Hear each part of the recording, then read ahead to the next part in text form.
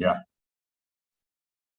Ok, seguimos entonces. Nos habíamos quedado acá, ¿no? Entonces, cuando lo ponemos por obra, pues estamos aprendiendo a temerle a Dios. Vamos a ver Deuteronomio 5:29, el capítulo anterior.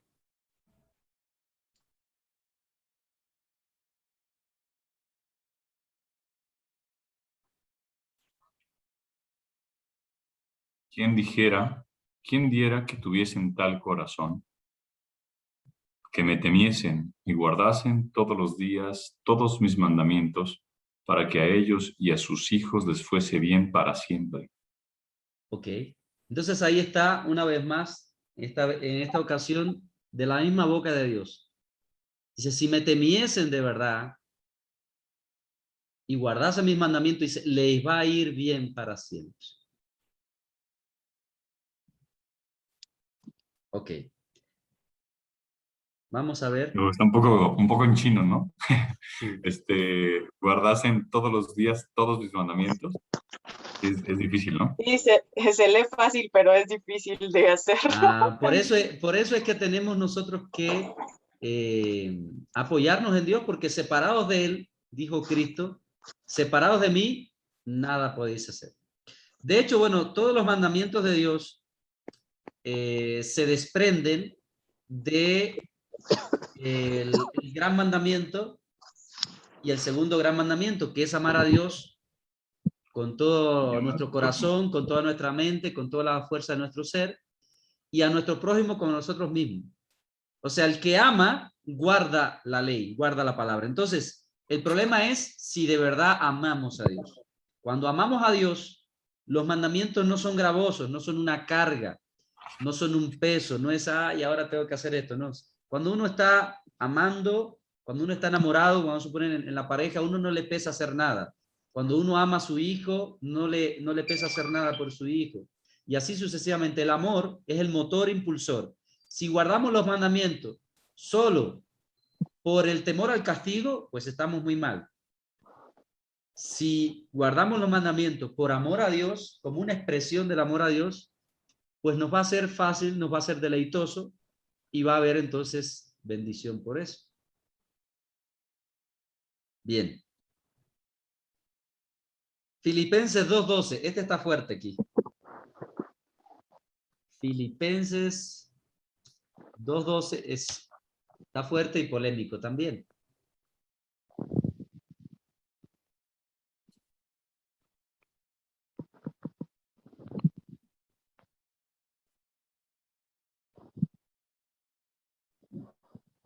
A ver quién lo lee. Yo voy. Filipenses 2:12, ¿verdad, hermano? Sí, ahí está en pantalla. Por tanto, amados míos, como siempre habéis obedecido, no como en mi presencia solamente, sino mucho más ahora en mi ausencia. Ocupaos en vuestra salvación con temor y temblor. Ok. ¿Qué está diciendo ahí? Que no es solamente que yo he sido salvado, sino que yo tengo que conservar esa salvación y tengo que cuidarla con temor y temblor. Entonces, hay mucha gente que dice, pues ya yo acepté a Cristo y soy salvo ya. Si de verdad has aceptado a Cristo, pues debes andar en su temor. Y no hacer como bien nos parezca, sino hacer lo correcto, lo que a Dios le agrada. ¿Hasta ahí todo bien? Vamos. ¿Por qué dijo que es ¿cómo dijo? Polémico. Polémico. Porque bueno, según aquí pudiera, que no es el objetivo de la clase, pero pudiera destaparse toda una polémica acerca de si la salvación se pierde o no. Claro. Entonces, pues ahí hay dos escuelas e interpretaciones, etcétera, de todo tipo. Pero si de verdad hemos sido salvados y amamos a Dios, pues debemos andar cuidando esta salvación tan grande que le costó la sangre a Cristo, cuidándola con temor y temblor. Y no que, bueno, ya soy salvo y hago lo que bien me parezca, pues no. Sí. Pero bueno, yo creo que no Digo, entrando un poquito a la controversia. Bueno, no, mejor no, porque dice que no es el tema de la... No, pues ahí nos podemos aventar muchísimo ahí todavía. A lo Bueno, mejor nos vamos. Salmo 85:9. Jorge, perdón, buenas noches a todos. Buenas También noches. sería importante puntualizar de ese versículo algo muy importante, que a veces frente a ciertas personas nos podemos comportar de una forma y a veces a solas ya no comportarnos de la forma en que nos debemos comportar. Entonces habla de ser íntegro delante de Dios, en el temor de Dios, respeto de Dios, tanto delante, como dice, delante mío, como dice Pablo, y aunque yo no esté, también. Exactamente. ¿Por qué? Porque como leímos anteriormente, Dios dice desde los cielos, mira el corazón de los hombres, Dios sabe todo. O sea, estemos en la iglesia afuera, Dios nos está mirando. De Él no nos podemos esconder. Por eso debemos andar no para agradar a la gente, sino para agradar a Dios. Dios sabe aún lo que pensamos, ¿no? Yo recuerdo una oportunidad, bueno, ya eso se lo dije en algún testimonio, pero se lo vuelvo a decir de todas maneras. Estaba en una vigilia con unos hermanos y vino un hermano que Dios lo usa en profecía y me dijo, así te dice el Señor, esto que tú estás pensando. O sea, yo ni lo había dicho, yo lo estaba pensando nada más y Dios me lo descubrió ahí. Entonces, pues Él sabe todo, hermano. De Él no nos podemos ni esconder. Entonces, andemos en el temor de Dios. Ok, Salmo 85:9.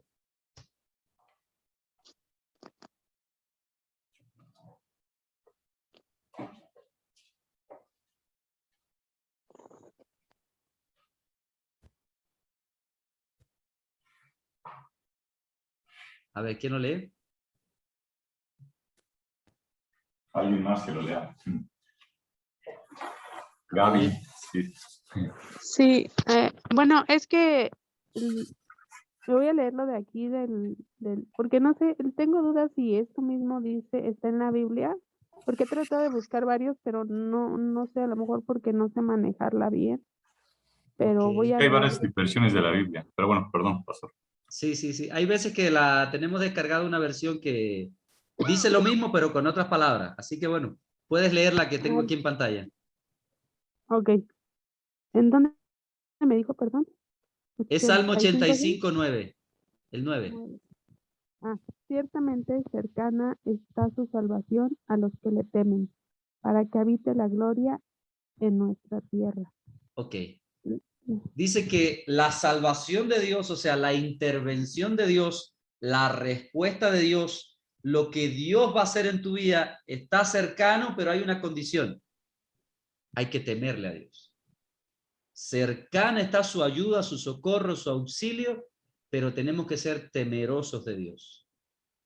¿Ok? Entonces, hay gente que a veces no son cristianos y dice, pero yo le pedí a Dios no me responde. La pregunta es, ¿eres temeroso de Dios? Esa es una de las preguntas, ¿no? Pudiéramos hacer más, pero una de las cosas es que el que teme a Dios, Dios tiene la salvación, la respuesta cercana para esta persona, para esta petición. Vamos a ver Lucas 1:50.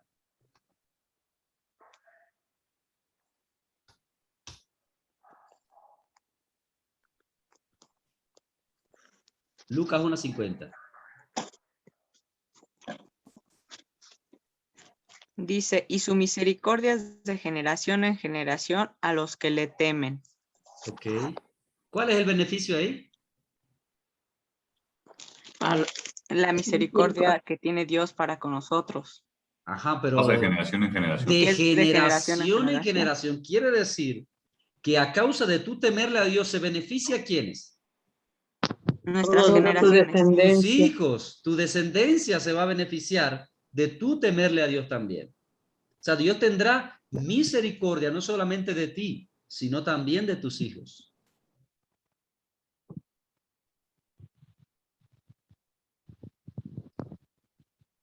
Salmo 103:11. Deja ver si es este.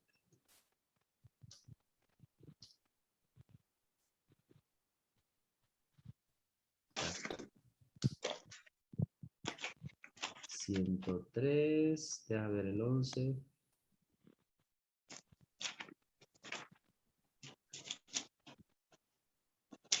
Ok, alguien que lo lea.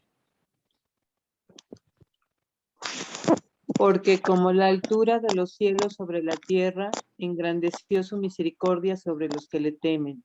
Ok. ¿Ahí cuál es el beneficio? Y engrandeció su misericordia. Ok, entonces es una misericordia engrandecida. Dios normalmente es misericordioso, pero Él engrandece su misericordia, o sea, es mucho mayor. Un segundo, a ver, que Misael se siente un poquito más. Déjame ver. ¿Cuál era? ¿Qué versículo era? Perdón. Salmo 103. Ahorita permitan 11. tanto porque el hermano Jorge fue a ver a Misael.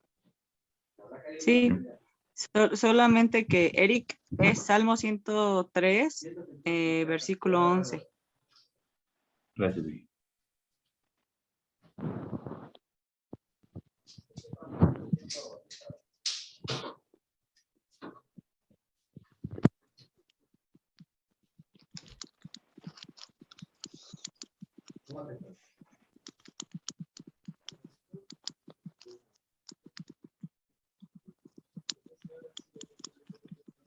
Si no, ve al baño entonces y vomita.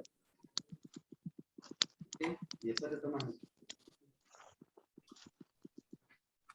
Ay, hermano. Bueno. ¿Sí me oyen ahí? Sí, hermano. Es que se siente con deseo de vomitar Misael. Parece que le cayó mal la comida o algo. Bueno. Dios le sane.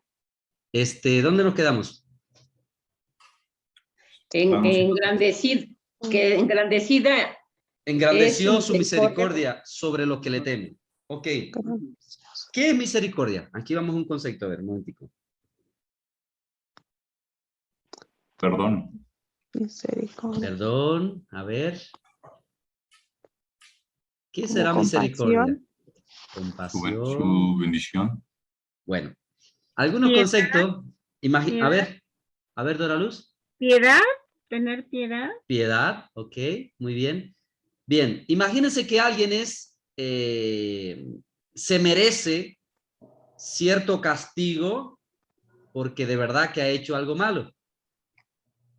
Pero tú tienes misericordia de esta persona y rebajas o quitas ese castigo. ¿Ok? Entonces, misericordia es cuando, en términos jurídicos, pudiéramos hablar así, cuando Dios no nos da lo que merecemos. Justicia es cuando Dios nos da lo que merecemos. Misericordia es cuando Dios no nos da el castigo que merecemos. Y gracia es cuando Dios nos da lo que no merecemos. Entonces, cuando Dios engrandece su misericordia, quiere decir que va a tener una compasión especial para nosotros entonces. Cuando metamos la patita. Cuando fallemos. Porque en algún momento lo vamos a hacer. Quizás no vamos a fallar, a veces a diario no nos equivocamos. Pero si tú eres una persona que teme a Dios, Dios tendrá una misericordia, una compasión engrandecida sobre ti. ¿Ok? Primera de Samuel 12:24.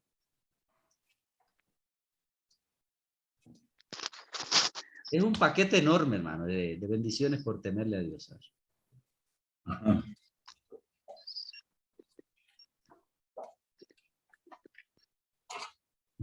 A ver si es ese.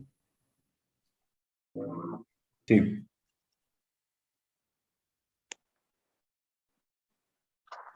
No, ahí ya me equivoqué. No es ese. A ver. Pero sí habla del temor, ¿eh? ¿Eh? Sí habla Sí, del temor. pero no es, no es, ¿cómo se llama? Sí se puede relacionar. Sí. Dice, solamente temed a Jehová y servidle de verdad con todo vuestro corazón. pues considerad cuán grandes cosas ha hecho por vosotros. Aquí, como estamos en la pregunta ¿por qué? Es porque al considerar sus grandes obras que ha hecho, deberíamos de temer. Al considerar la grandeza de él, todas las cosas que ha hecho, deberíamos de temer. Y aquí entonces vamos a introducir el temor de Dios está directamente relacionado con la naturaleza de Dios. ¿Por qué deberíamos de temerle? Al reconocer quién es Dios y cómo es Dios. Vamos a ver el Salmo 76. A ver qué dice. 76 del 7 al 8.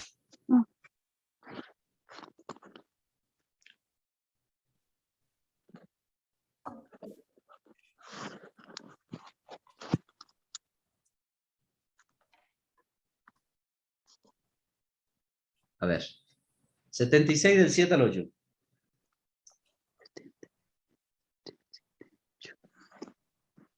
Tú, temible eres tú, ¿y quién podrá estar en pie delante de ti cuando se encienda tu ira? ¿Sigue el 8? Desde los cielos hiciste oír juicio, la tierra tuvo temor y quedó suspensa. ¿Por qué deberíamos de temerle? Porque es temible realmente Dios. Porque es temible. Aún la tierra, los cielos tiemblan delante de él. Cuando Dios expresa su fuerza, su poder, todo tiembla delante de él. Dice, ¿quién podrá estar delante de él cuando se enciende su ira? Entonces, realmente, Dios se aira, pero se aira sobre todo con el pecado, porque Dios es santo. Dios se enoja, y cuando Él se enoja, hermanos, hay que aguantarse, ¿no? Porque es terrible. Él es misericordioso, Él es amoroso, Él es justo, pero también es santo, ¿verdad? Sí. También es temible. Vamos a ver un versículo acá que dice Hebreos 10:31.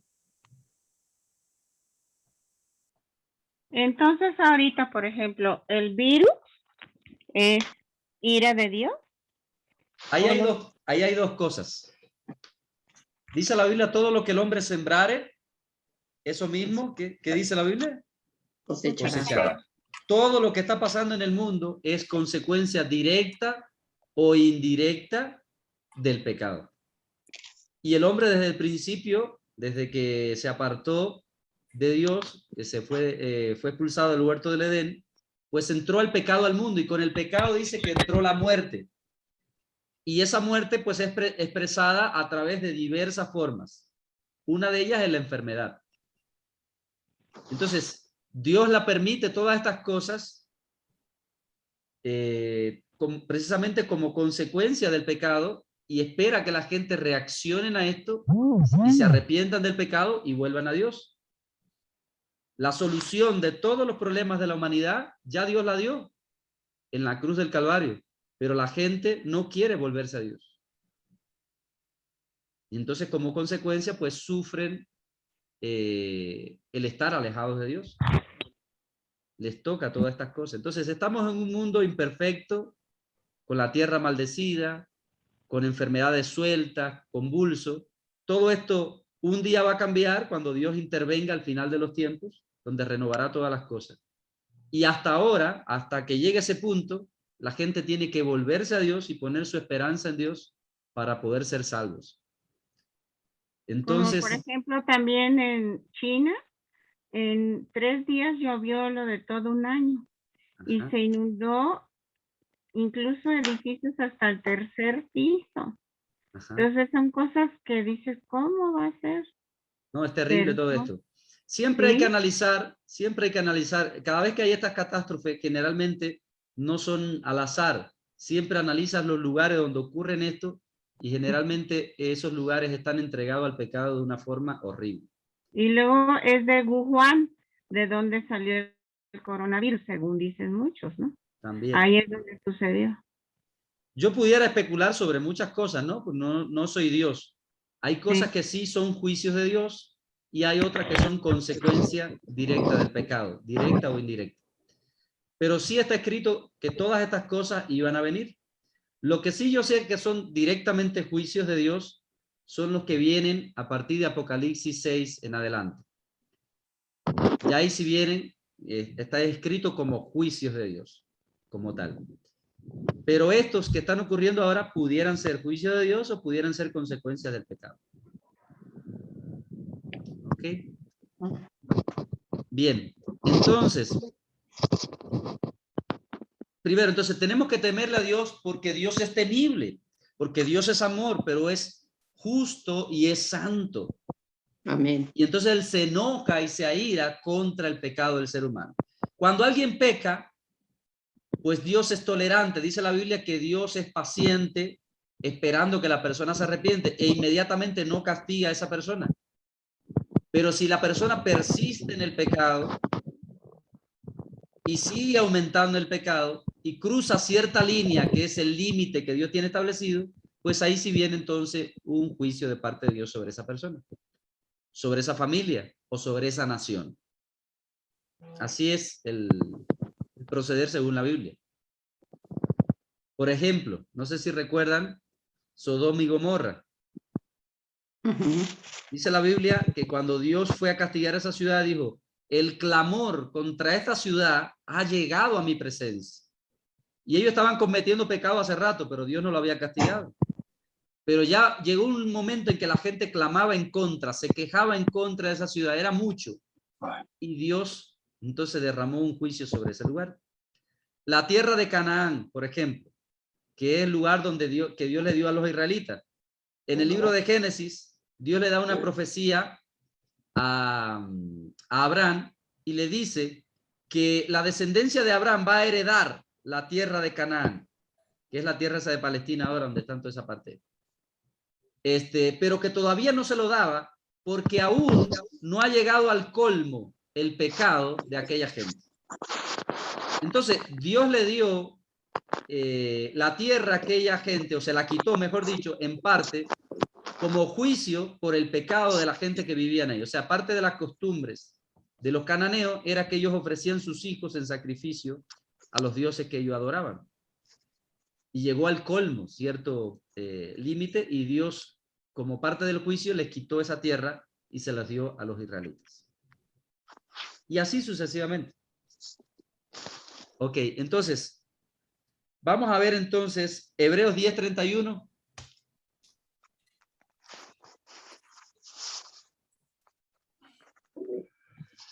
A ver.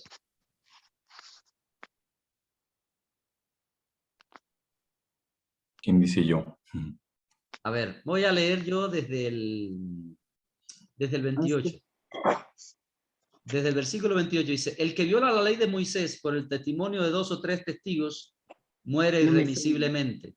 ¿Cuánto mayor castigo pensáis que merece el que pisoteare al Hijo de Dios y tuviere por inmunda la sangre del pacto, en el cual fue santificado, e hiciere afrenta al Espíritu de gracia? Pues conocemos al que dijo, mía es la venganza, yo daré el pago, dice el Señor. Y otra vez, el Señor juzgará a su pueblo. Horrenda cosa es caer en las manos de un Dios vivo. O sea, Dios es bueno, es misericordioso, es amoroso, pero es juez justo y sabe cuándo castigar. Y dice que es horrenda cosa caer en las manos de un Dios vivo. Es terrible. Entonces, con Dios no jugar, hermano. A Dios lo amamos, a Dios le servimos, pero no abusemos de la gracia, no nos revolquemos en el pecado, no amasemos, no juguemos con las cosas que sabemos que a Dios no le agradan, seamos temerosos de Dios, porque Dios es paciente, pero llega un momento en que agarra la disciplina y empieza a corregir. Y muchas veces la disciplina es dura, ¿no? ¿Ok? Entonces, Deuteronomio 9:19.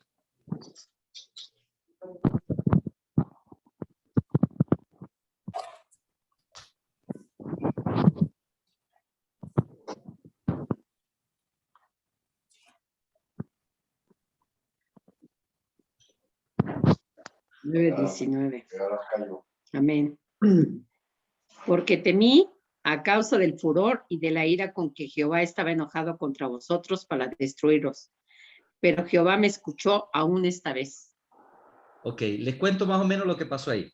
El asunto era que aquí Moisés había subido al monte Sinaí, y temblaba aquel monte con fuego, con estruendo, con rayo. Aquello estaba terrible, hermano. Y entonces el pueblo le dijo, no nos hables, que no nos hable. Dios le había hablado audiblemente a Moisés y a todo el pueblo. Todo el mundo escuchaba a Dios en ese momento.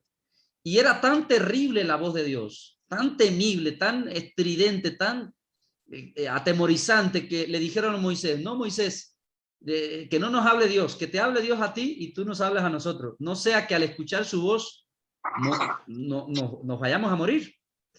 Entonces, ahí es donde fue que Dios le dijo, ¿quién diera que siempre tuvieran este corazón y me temieran siempre para que le fuera bien, ¿no? Es un versículo que vimos antes en el Deuteronomio 5, por allá.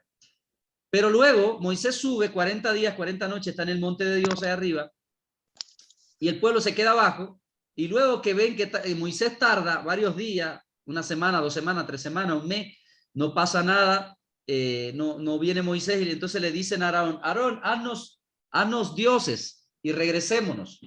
Y presionan a Aarón, el hermano de Moisés, de tal manera que Aarón cede, y entonces recogen un poco de oro y hacen un becerro de oro. Y ya a los 40 días Dios le dice entonces a Moisés, baja porque tu pueblo se ha corrompido. Y cuando desciende entonces Moisés y ves que están adorando a aquel ídolo, aquel becerro que habían hecho de oro, y decían, este es Jehová el que nos salvó, el becerro. Entonces Moisés agarró y tiró las tablas y las quebró, y reprendió ahí a todo el mundo, a Aarón, al pueblo, y se formó algo terrible. Y dice ahí entonces que se cumple este versículo, que Dios se enojó con aquel pueblo y quiso destruir al pueblo, y le dijo a Moisés, Moisés, salte, apártate del medio, que no va a quedar uno con vida aquí. Y se puso en el medio Moisés y le dijo, Dios, ten misericordia. Y dice, ahí es donde dice, pero Jehová me escuchó aún esta vez. Entonces Dios tuvo misericordia del pueblo por Moisés, porque Moisés se humilló. Y luego dice el versículo 20, contra Aarón también se enojó Jehová, en gran manera para destruirlo. Era el hermano de Moisés.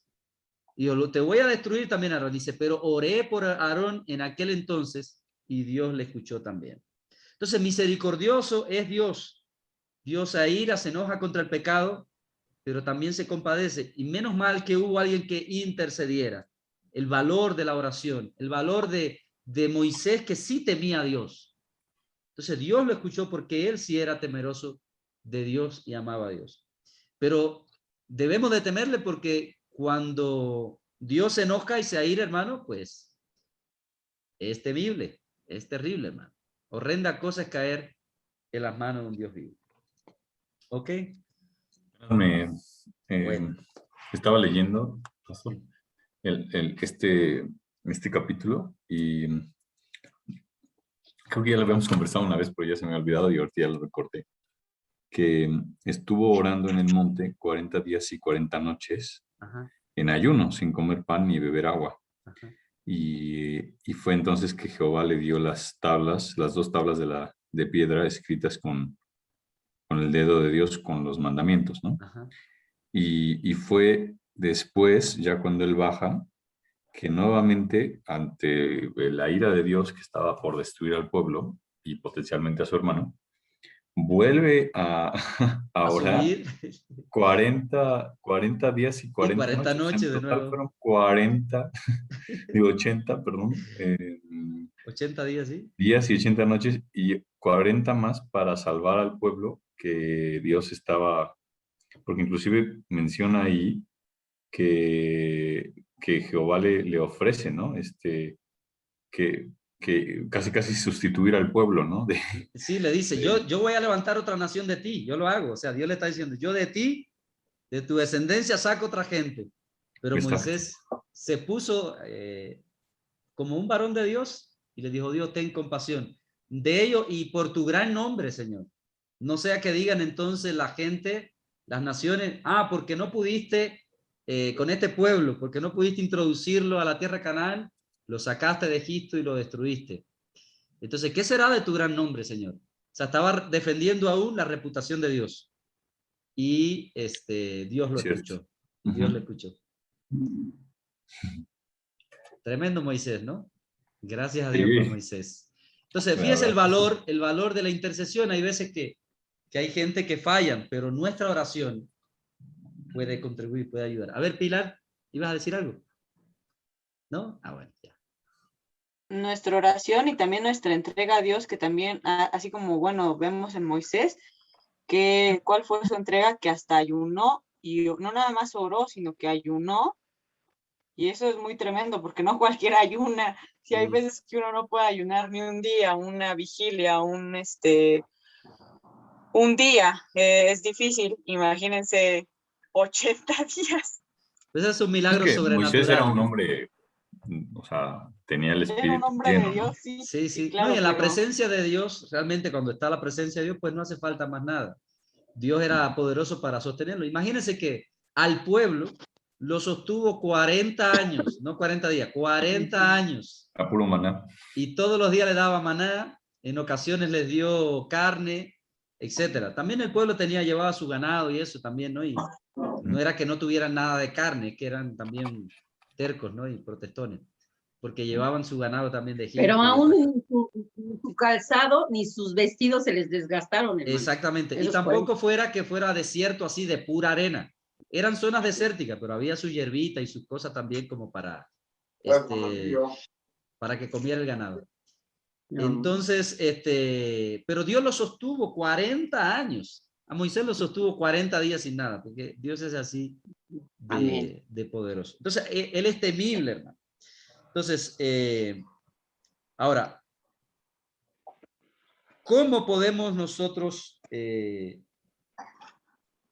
aprender a temer a Dios? ¿Cómo podemos aprender a temer a Dios? pues Éxodo, empezándolo a obedecer, ok.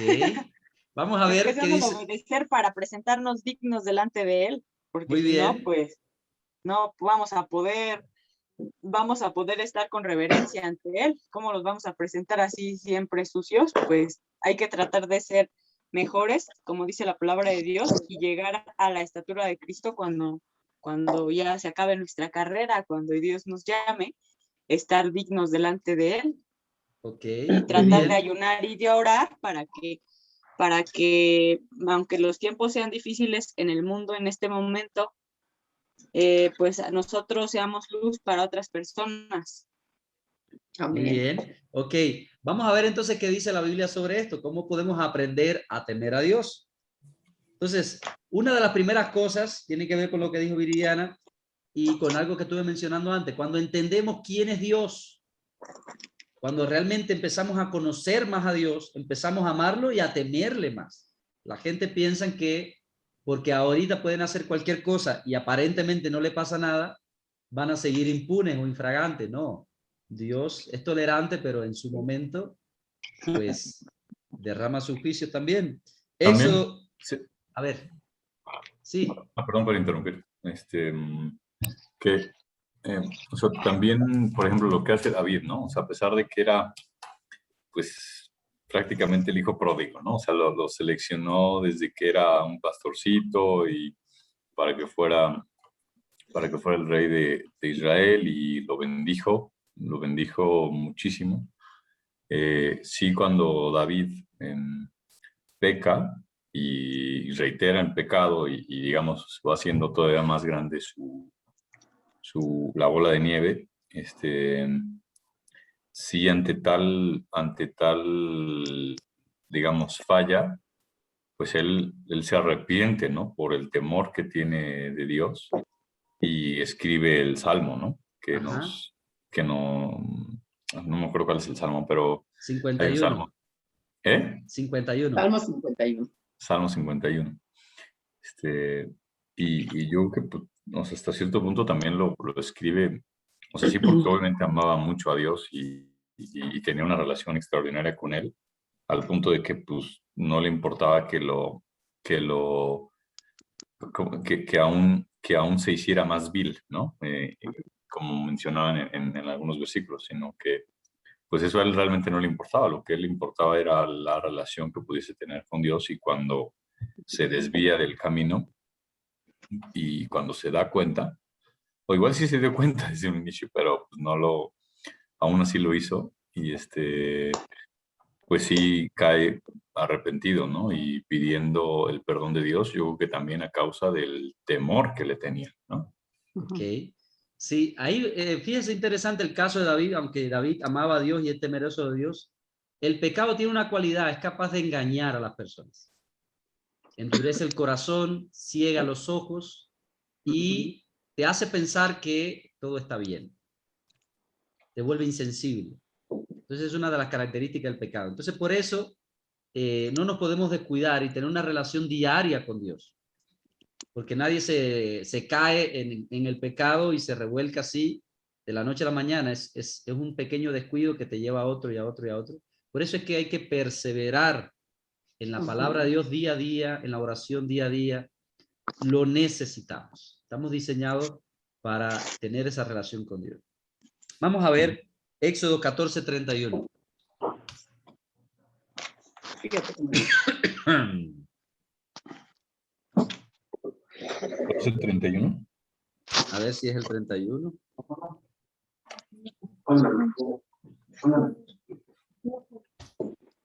Éxodo 14. A ver si tiene 31, sí. Ajá, a ver. Éxodo Y vio 14, Israel. 31. Y vio Israel aquel grande hecho que Jehová ejecutó contra los egipcios, y el pueblo temió a Jehová y creyeron a Jehová y a Moisés su siervo. Ok, ¿cuál había sido aquel grande hecho? Pues lo que había sucedido es que había abierto las aguas del Mar Rojo y habían pasado en medio, y luego que pasó el pueblo de Israel completo por el Mar Rojo, pues Dios cerró el camino que había abierto entre las aguas y pues ahogó todo aquel ejército, se ahogó ahí por completo. Dice, cuando Israel vio aquello, que Dios había peleado por ello, que Dios había derribado aquel ejército egipcio, que había abierto el Mar Rojo, dice, temió a Jehová y creyeron a Jehová. Entonces fíjense que aquí hay una relación entre el temor de Dios y el creerle a Dios también. Entonces, pudiéramos decir, ¿cómo aprendemos a temerle? Cuando nosotros reflexionamos o cuando vemos o somos partícipe de los grandes hechos de Dios. Cuando vemos lo que Dios ha hecho o lo experimentamos nosotros, entonces le tememos a Dios. Recuerdo, por ejemplo, un vecino que teníamos nosotros allá, que le dio por hablar mal de la iglesia, de los pastores. Él había sido cristiano y se había apartado de Dios. Y entonces, pues ahora estaba criticando a los pastores, a los hermanos, a todo el mundo criticaba. Y Dios fue paciente con él. Un segundo, déjame preguntar algo aquí. Es